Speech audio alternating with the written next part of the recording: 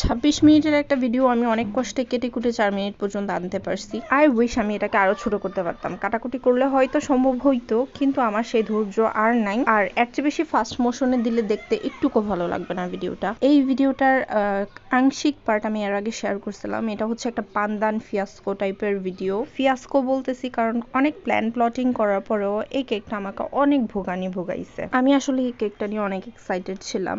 আমার এবং আমার ফ্যামিলির পান্দান ফ্লেভারের কেক অনেক পছন্দ। সো আমি আমার কাজিনকে অলওয়েজ সাজেস্ট করতাম যে তুই পান্দানটা নে। আমার ইচ্ছে ছিল আমি ওকে পান্দান কেক বানিয়ে খাওয়াবো, কিন্তু আমি বানিয়ে খাওয়ানোর আগে সে আমাকে এটা অর্ডার করে দিছে। ওর অ্যানিভার্সারি ছিল অ্যান্ড তার জন্য সে আমার কাছে পান্দান কেকটা অর্ডার করছিল। আসলে এই কেকটা নিয়ে আমি হয়তো খুব বেশি এক্সাইটেড ছিলাম, যার কারণে আমার এই ভোগান্তিটা ভুগতে হয়েছে।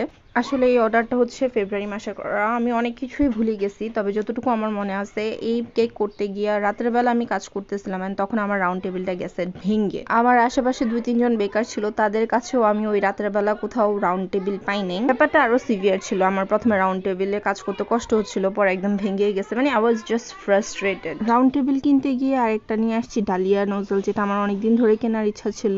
রাউন্ড টেবিল কিনতে গিয়ে ডালিয়া নোজল নিয়ে আসছি। সো যেই অরিজিনাল ডিজাইন আমার মাথা ছিল ওইটা থেকে সরে এখন আমার মাথায় চিন্তা আসছে যে ডালিয়া নোজল দিয়ে কোনো একটা ডিজাইন করতে হবে। এমনিতে পান্দান কেকের এই কালারটা আমার কাছে জোস লাগে, আর এটার সাথে মনে হলো যে আমার হোয়াইটটা খুবই ভালো যাবে। So I decided to make some white flowers. ভাবলাম এখানে ফ্লাওয়ার যেহেতু দিচ্ছি, একটা ভাইন টাইপের কিছু করি, দেখতে সুন্দর লাগবে। ভাইনের জন্য প্রথমে ভেবেছিলাম যে গ্রিন কালারটা আর একটু গাঢ় করব, কিন্তু পরে মনে হলো যে না, বেশি গাঢ় করলে তো লাগবে, অরিজিনাল টেস্টটা চলে যাবে, হ্যান ত্যান ব্লা ব্লা। মানে আমি এত ওভার থিঙ্কিং করি কেন আমি নিজেও জানি না। It's just a simple cake. আমি চাইলে জাস্ট নর্মাল একটা কেকের উপরে 2-3টা স্টার নোজল দিয়ে ডিজাইন করে দিলেও they would have been happy, কিন্তু আমি স্পেশাল করতে গিয়ে এটার 12টা বাজায় ফেলছি। না, খুব খারাপ অবস্থা হয়েছে যে এমন না, কিন্তু মানে যে পরিমাণে এফোর্ট আমি দিচ্ছি সেই অনুযায়ী এটা কিছুই ছিল না। ভাই আমি ভয়েস দিতে বসছি ঠিক আছে, কিন্তু বাহিরে পোলাপাইনে চিল্লানিতে আমার মেজাজ খারাপ হয়ে যাইতেছে। আমি কথা বলতে পারতেছি না ভালো মতো। এই গরমে এগুলার কেমনে মন চাই খেলতে, চিল্লাচিল্লি করতে, আল্লাহু আকবার।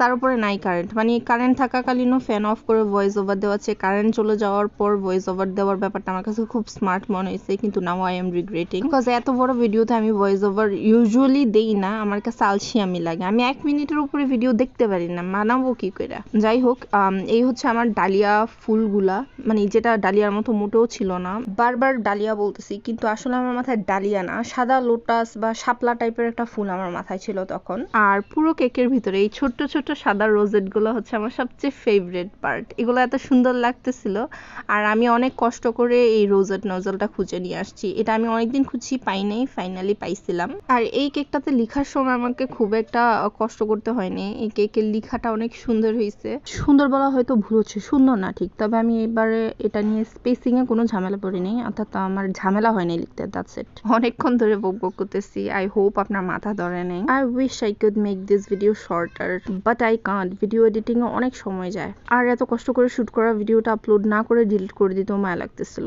ইন দি এন্ড আমি যেমন স্নিগ্ধ একটা লুক চাচ্ছিলাম, মোটামুটি তার কাছাকাছি গেছে, but I was not really happy, কারণ আমার ধারণা আমার কাজিনরা আমার কেকটা খুব একটা পছন্দ করে নাই। দ্যাটস স্যাড না?